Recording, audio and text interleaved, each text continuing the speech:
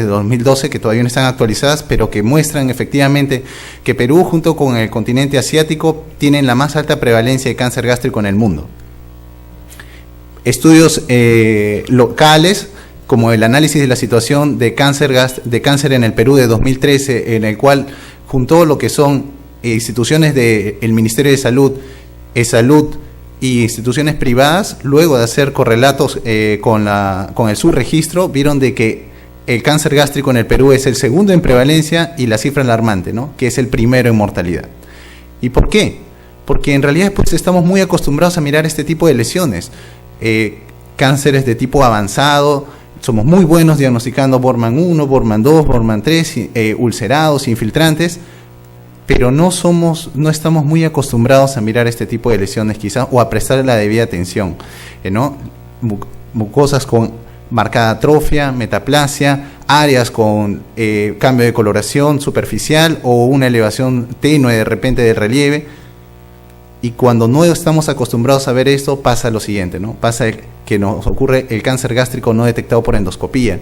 Y la omisión del cáncer gástrico por endoscopía es algo que tiene cifras realmente alarmantes en ciertas partes del mundo.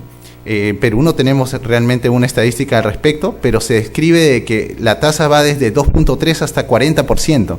Y vean incluso de que hay países, todos estos fueron pacientes que tenían una endoscopía previa dentro de los últimos 3 años y que sin embargo fueron diagnosticados de cáncer gástrico. Miren de que hay incluso países como Japón, Corea, que llevan a las cifras más altas, pero es porque ellos redactan o reportan realmente que ha habido omisión en los cánceres gástricos tempranos, no así en otras partes del mundo. ¿Y por qué? Porque el doctor Guedo, en un artículo de opinión, menciona que la calidad en endoscopía digestiva alta ha sido dejada de lado. Menciona de que la gran mayoría de mejoras en la calidad han sido dadas para la colonoscopía, y estas han sido implementadas en múltiples regiones del mundo, Estados Unidos, Reino Unido, Europa, y los resultados de estas intervenciones son evidentes realmente. Todos hablamos de la tasa de detección de adenomas colorectales, hablamos de una buena preparación de colonoscopía, de las escalas de Boston, hablamos de la correcta evaluación de los pólipos a nivel colorectal, y todo está enfocado en eso, y los médicos mismos quizás hemos fomentado ello, ¿no? La mayoría de médicos tops están dedicados a evaluar con total detenimiento una colonoscopía y a caracterizar adecuadamente una lesión colorectal, y eso también produce que los residentes se entusiasmen con este procedimiento. Entonces se deja de lado la endoscopía alta, y quizás esa es una de las fallas en el momento de detectar cáncer gástrico temprano, ¿no? Se ha descuidado esta práctica. Entonces, ¿cómo podemos mejorar la detección del cáncer gástrico temprano? Necesitamos pues practicar o adoptar de manera rutinaria la endoscopía de alta calidad, y para ello tenemos que recurrir a centros donde se tenga una alta tasa de detección de cáncer gástrico temprano, es decir, Japón. Pero ¿por qué la endoscopía de rutina es diferente en Japón? Bueno, ellos tienen 2 fundamentos prácticos que lo tienen muy bien establecidos. La endoscopía de alta calidad mejora la detección del cáncer gástrico y reduce la mortalidad. Y lo otro es que la endoscopía es el único método diagnóstico confiable para detectar cáncer gástrico en estadios tempranos. Y esto se pone de manifiesto en este estudio del doctor Guedo de 2016 en el Digestive Endoscopy, en el cual él practica una encuesta, ¿sí?, a 98 centros de Japón y 53 centros del extranjero para ver las diferencias en su práctica rutinaria de endoscopías, ¿sí? Y lo que nota es lo siguiente: vean de que en el gráfico 1, la primera pregunta que realiza es ¿qué porcentaje de exámenes de screening realiza en su práctica rutinaria? Si yo les preguntara a ustedes de sus turnos endoscópicos, ¿cuánto es la cantidad de pacientes que tienen realmente destinados para screening? Ojo de que un screening, como lo ha dicho el doctor Bardal, es un paciente mayor de 50 años que no tiene ninguna molestia, no tiene ningún síntoma y solamente está yendo a la endoscopía para ser estadiado y ser cribado. Quizás muchos respondan que ninguno, ¿no? Porque la mayoría de centros, incluyendo el Revalidati es un centro de referencia, es un nivel 4, entonces solo lleva pacientes referidos por algún tipo de hallazgo, pero son los centros de menor nivel los que deberían tener un programa quizás de screening para este tipo de pacientes. Entonces vean de que nosotros estamos en este punto, que tenemos un bajo porcentaje de pacientes derivados para screening. En cambio en Japón casi la mayoría de sus procedimientos son destinados al screening, son destinados a pacientes asintomáticos y solamente para detección de cáncer gástrico temprano. Otra pregunta del cuestionario es, elija usted qué factores de riesgo para cáncer gástrico son los que normalmente tiene en cuenta al momento de realizar sus programas de screening. Y veamos de que los japoneses solamente toman en punto estos dos colores, turquesa y el verde, que están dados por la mucosa gástrica atrófica y la presencia de Helicobacter pylori. Todos los demás centros están confiados en otro tipo de hallazgos que en realidad al momento de la práctica es poco relevante. Otra diferencia entre Japón y Occidente es el uso de antiespasmódicos. Vean de que los antiespasmódicos, iosina, buscopan, cualquiera de ellos, es más usado en la práctica japonesa que en la nuestra. El uso de mucolíticos o medicamentos para antiespumantes de rutina, ciertamente no lo usamos. Ciertamente solamente usamos de repente simeticona y con eso van a ver de que en realidad la capacidad de visualizar la mucosa gástrica en su totalidad es pobre. En cambio, en Japón tienen por costumbre usar mucolíticos y agentes antiespumantes. ¿Cuánto tiempo usted demora en la realización de una endoscopía de screening? Aquí sí no hay mucha diferencia. Incluso a nivel internacional vemos de que pasan más tiempo, nos tomamos más tiempo mirando incluso el estómago que los japoneses. ¿Y cuántas imágenes usualmente usted toma en sus reportes? Aquí también hay una diferencia estadísticamente significativa de que los japoneses llevan un sistema de imágenes y recolección de ellos más desarrollado que el nuestro. Y finalmente, ¿qué tipo de hallazgos endoscópicos usted elige para biopsiar? Vean de que en el corchete está consignado la desaparición de la red vascular, algún punto espontáneo de sangrado, algún cambio sutil de la coloración de tipo pálido o algún área focal enrojecida o algún área de mucosa irregular. Y vean de que los centros japoneses prestan más atención a esto para tomar biopsias que los de Occidente. Nosotros normalmente estamos más acostumbrados de repente a biopsiar pólipos, úlceras o cicatrices de úlcera. Y eso es una práctica común. Entonces, resumiendo las características que definen a la endoscopía en Japón y en otras partes del mundo, Japón tiene una alta prevalencia de exámenes de screening. Ponen más atención a los factores o condiciones que predisponen al cáncer gástrico, usan más frecuentemente antiespasmódicos y mucolíticos, normalmente toman entre 5 a 8 minutos para revisar estómago y sus reportes tienen más de 20 fotografías de rutina. Toman mayor número también de biopsias, pero estas son de tipo dirigidas. Entonces, nosotros traemos como grupo algunas recomendaciones para mejorar la detección de cáncer gástrico temprano en su rutina diaria. La recomendación número 1 es que se tiene que establecer tiempos adecuados para endoscopías de despistaje. En el 2017 este estudio que vio el tiempo de examinación como un marcador de calidad para la endoscopía de screening, evaluaba de que en 13.661 endoscopías el tiempo de evaluación sin biopsia osciló entre 2 a 18%, con un promedio de 6.2 minutos. Entonces, vean de que si es que nosotros hacemos una endoscopía que normalmente nos toma 8 minutos, como menciona las guías de Japón, estamos correctos, estamos en buen tiempo. Pero si es que encontramos algún área que nos llame la atención, si encontramos alguna zona que merezca alguna atención en especial, más aún si es que no usamos mucolíticos, si es que no usamos de repente simeticona, nos va a llevar más tiempo. Entonces, por ello es de que todas las guías actualmente propugnan de que una endoscopía mínimo debe ser 30 minutos. Si usted practica en su turno endoscópico más de 2 endoscopías por hora, no está realizando screening y no está haciendo detección de cáncer gástrico temprano. La recomendación número 2 es identificar a los pacientes de alto riesgo. El doctor Bardaves ya había hablado aquí de los 2 puntos, que es visualización de atrofia y metaplasia, junto con infección por Helicobacter pylori. A ello solamente agreguemos una historia familiar o personal de cáncer gástrico o la descendencia asiática. Y con ello tenemos al menos ya de entrada algún paciente al cual le tengamos que prestar mayor atención que otro. La recomendación número 3 es realizar una preparación adecuada previo al examen. Tenemos que dar medicamentos antiespumantes, simeticona a la cabeza. Normalmente las dosis pueden variar entre guía y guía, pero aquí por ejemplo recomendamos dar por lo menos 5 mililitros entre lo que es 400 miligramos de simeticona diluido con 50 mililitros de agua. Ahora, en Japón Para los mucolíticos ellos están muy acostumbrados a dar Pronase, que es una mezcla de varias sustancias que tienen como finalidad limpiar la mucosa gástrica y hacerla más visible. En Occidente no hay Pronase, pero sin embargo tenemos a la mano Fluimucil, N-acetilcisteína. Y al respecto hay múltiples estudios que hablan sobre las bondades de la N-acetilcisteína. Bien, sin tener Pronase podemos mejorar las escalas de visualización total de la mucosa. Este estudio randomizado del 2016 hablaba sobre los 4 grados para poder determinar la visualización, así como hay escalas de Boston para colon, hay escalas también para visualizar la mucosa gástrica a nivel en una endoscopía de screening, y vemos de que están divididas en 4 grados. El grado 1 es cuando no hay moco adherido y podemos ver perfectamente la mucosa. El grado 2 es cuando hay una pequeña cantidad de moco, pero esta no dificulta la visualización del examen. El grado 3 es cuando hay una gran cantidad de moco, pero esta puede ser lavada tranquilamente con 30 mililitros de agua. Y el grado 4 cuando el moco es tan adherido que requiere mayor cantidad de agua para poderla lavar.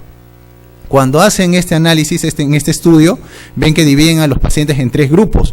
El grupo A se le administró simeticona 60 miligramos, N-acetilcisteína 1000 miligramos y agua 50 mililitros. El grupo B solamente se le administró agua y al grupo C no se le dio ningún tipo de preparado. Vean de que el grado 1, el score 1, es alcanzado en el grupo A hasta en un 70.4%, estadísticamente significativo. Mejor que dar agua y mejor que no dar nada. Entonces ustedes se pueden preguntar, ¿y cómo es lo de la simeticona? Lo mismo, al respecto, otro estudio habla sobre dar simeticona con N-acetilcisteína y dar simeticona sola, que es nuestra práctica diaria. Vean que en este estudio se dividieron en 5 grupos. Uno, no ninguna intervención. El grupo 2, dar solamente agua, 100 mililitros. El grupo 3, simeticona, 200 miligramos. Y el grupo 4 y 5 se daba agua, simeticona, y variaba solamente entre la cantidad de N-acetilcisteína, entre dar 500 miligramos y 1000 miligramos. Vean cómo es de que nuestra práctica está aquí, en dar simeticona, pero vean cómo administrando N-acetilcisteína podemos llegar hasta un 60% de mejora en la visualización de la mucosa gástrica total. Y no diferencias significativas entre dar 1000, pero miren, solamente administrando un mucolítico la capacidad que puede mejorar un examen de screening cuando este se realiza. Entonces este mucolítico hay que tenerlo en cuenta. La recomendación número 4 es insuflar adecuadamente.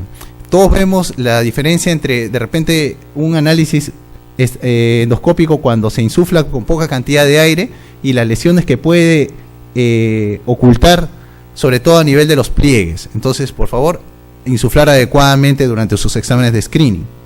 La recomendación número 5 es usar antiespasmódicos según sea necesario. Hay pacientes que tienen una alta cantidad de contractibilidad y esto dificulte la visualización. Si es así, emplee algún tipo de antiespasmódicos. Nosotros empleamos normalmente media ampolla de iosina, ¿sí? Y durante el examen según sea necesario. Vean acá cómo una lesión en la pared posterior del antro puede pasar desapercibida por la gran contractibilidad del antro si es que no se administra el antiespasmódico. Es un caso nuestro. La recomendación número 6 es siga un protocolo sistemático de imágenes. Hay que tener en cuenta que si no se sigue un orden se puede pasar por alto lesiones tempranas. Se tiene también que conocer los llamados puntos ciegos de la endoscopía para así poder evitarlas. Y los puntos ciegos normalmente más conocidos son estos: el cardias, la pared posterior del cuerpo alto, la curvatura mayor del cuerpo alto, la pared posterior del cuerpo alto, la región prepilórica, sobre todo a nivel del anillo, y la famosa área de pérdida de lesiones, que es la curvatura menor de antro, porque estas zonas son altamente factibles de perder lesiones si no se evalúa adecuadamente. Entonces, cuando hablamos de un registro de imágenes, hay diferencias entre las recomendaciones de Occidente y Oriente. En Occidente, vean esta recomendación de la ASGE de 2001, en el cual dicen de que en un examen de endoscopía alta recomiendan tomar 8 fotos en total, que quizás es la práctica rutinaria que tenemos aquí. Y de estas, solo 4 tienen que ser de estómago. En cambio, en Japón es totalmente diferente.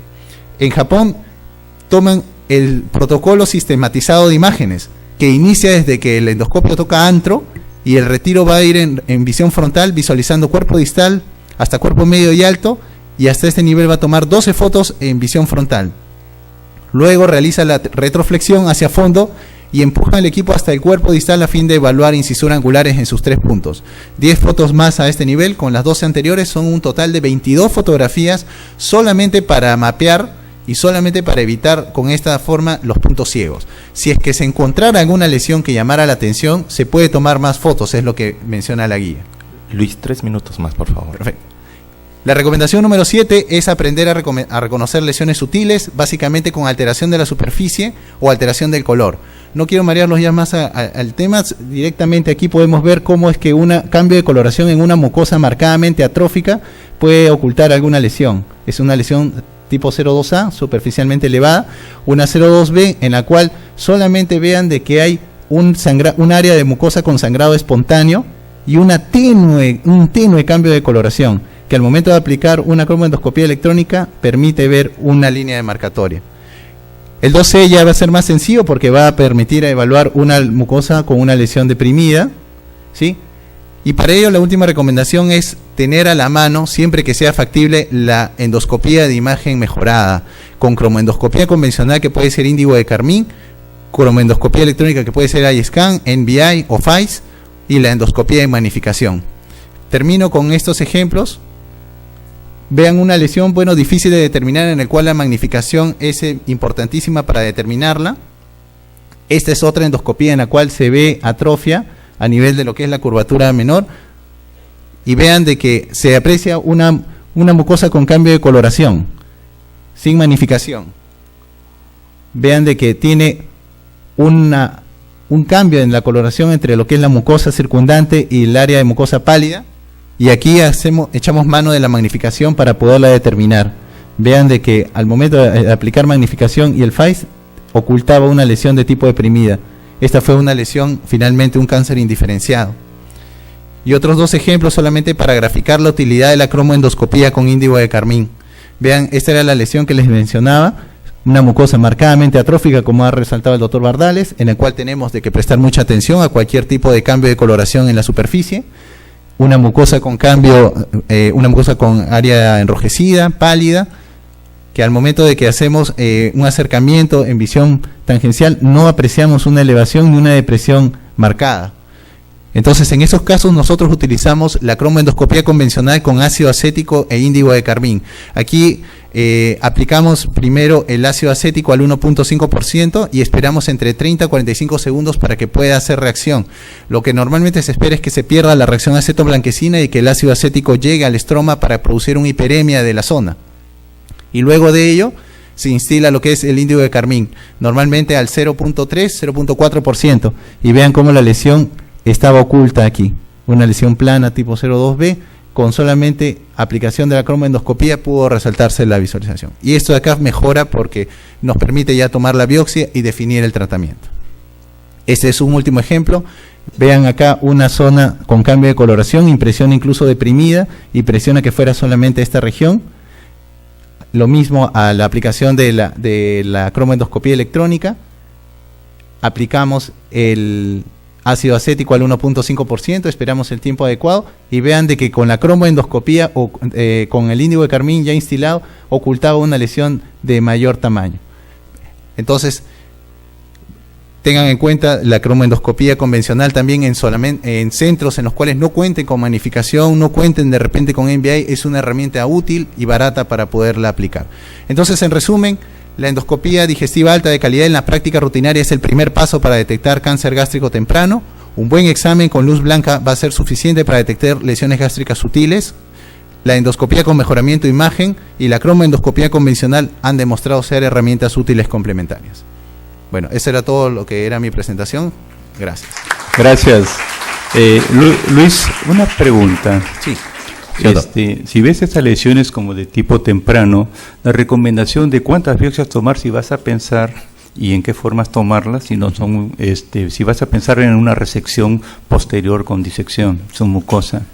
Normalmente, cuando se evidencia alguna área de mucosa focal o que nos llame la atención, solamente se debe tomar una biopsia y no debe ser tan profunda tampoco. El tomar muchas biopsias puede producir de repente algún grado de fibrosis y eso a la larga dificultarnos, sobre todo si es que va a ser la resección. Hemos tenido ya casos en los cuales la toma muy agresiva de biopsias han producido algún grado de fibrosis y dificultado las resecciones a posterior. pero normalmente debería ser una y bien dirigida. Muchas gracias, Lucho. Bien. Bueno, vamos